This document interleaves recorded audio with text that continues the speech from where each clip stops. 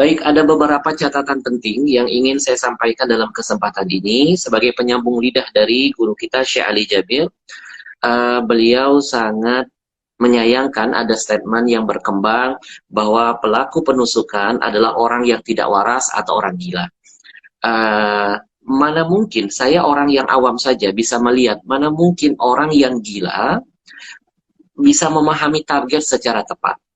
Kemudian dia sempat membaca situasi keadaan. Di depan itu kan banyak jamaah-jamaah. Kalau seandainya dia tidak waras dan atau katakan orang gila, pasti dia akan memilih target yang ada di depan matanya. Dia akan menusuk secara membabi buta. Itu watak orang gila. Kenapa dia harus jauh-jauh mengejar Syekh Ali Jabir yang sedang berada di panggung, yang sedang bertausiah? Langkah ini, tindakan ini hanya bisa dilakukan oleh orang-orang yang waras otaknya, yang pintar strateginya.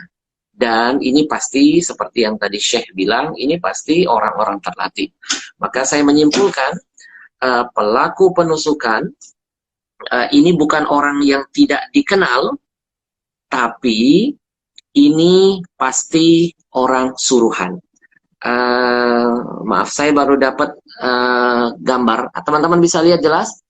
Masa orang gila bisa main gitar? Kemudian bisa main komputer, bisa selfie-selfie. Ada apa dengan negeri ini? Terjadi lagi penusukan terhadap tokoh agama yang kali ini menimpa Syekh Ali Jabir. Ini merupakan kejadian penusukan kesekian kalinya terhadap tokoh agama.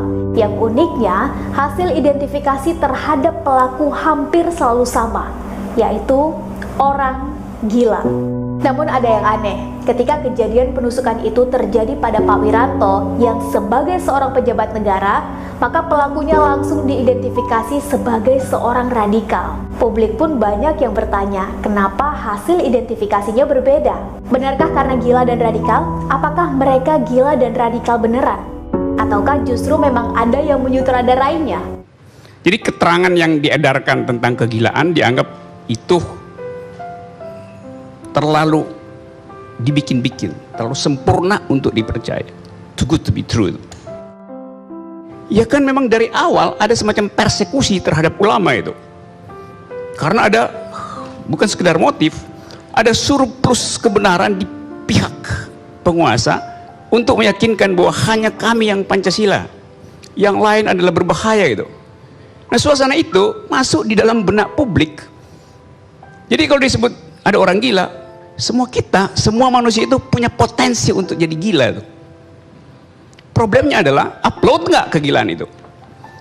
Jadi gila itu adalah hak asasi manusia.